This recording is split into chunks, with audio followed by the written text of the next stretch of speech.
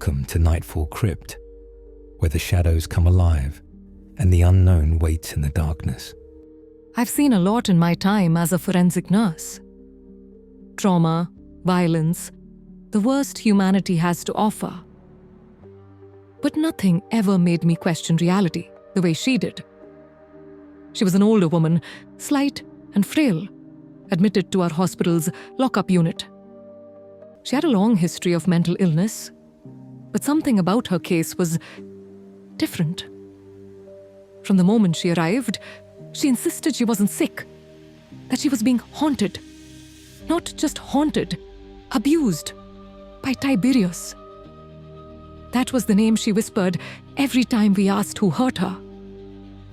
At first, we brushed it off as delusion.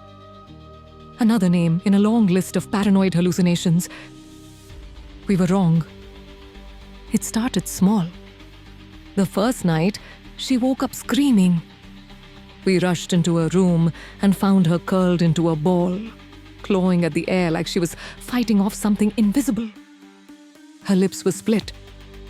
Fresh bruises bloomed on her arms. The security footage showed nothing. Each day, it got worse.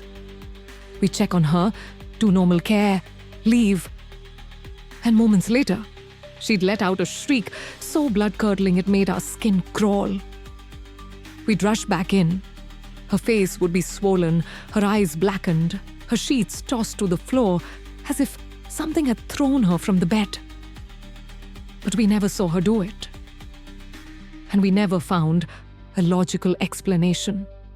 The doctors believed she was self-harming.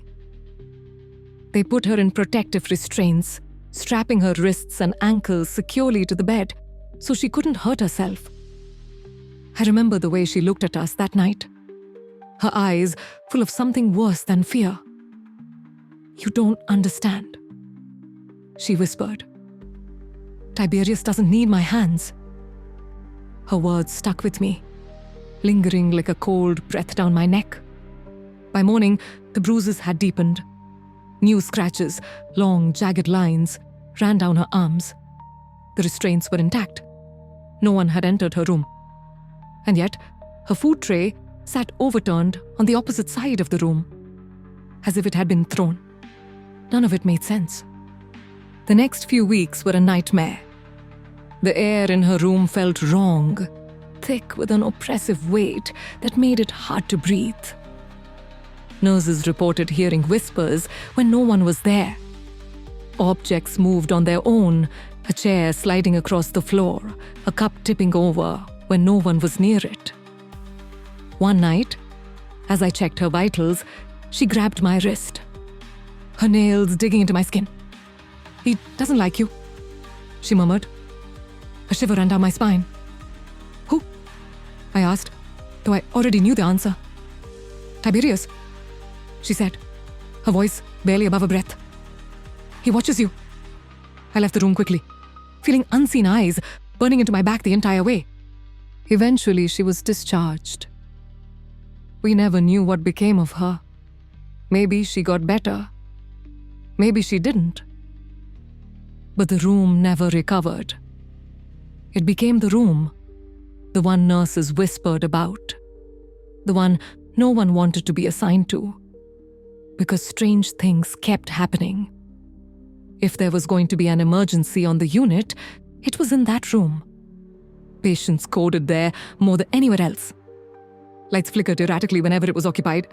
The temperature always seemed a few degrees colder than the rest of the floor. One night, a security guard, an ex-military guy, skeptical of anything supernatural, came to me, pale and shaken. "The lights," he muttered. "They won't stop blinking." I followed him to the hallway outside the room. Sure enough, the fluorescent bulbs flickered erratically, buzzing like dying wasps. I hesitated before stepping inside.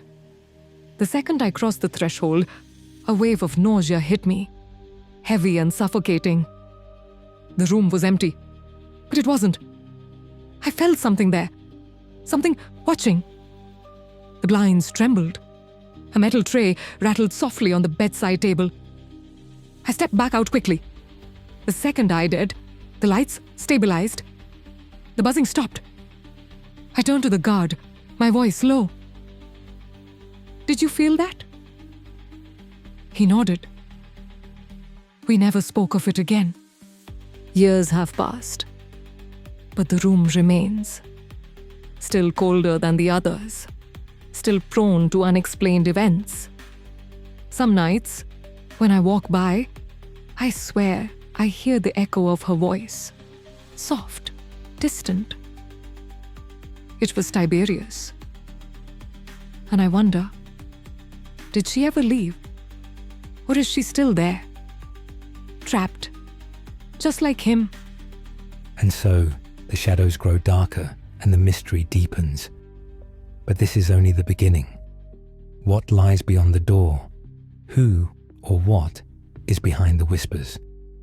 The answers await in the next chapter of this chilling tale. Subscribe to Nightfall Crypt and hit the notification bell so you don't miss what happens next. The crypt holds many secrets, and we've only just begun to uncover them.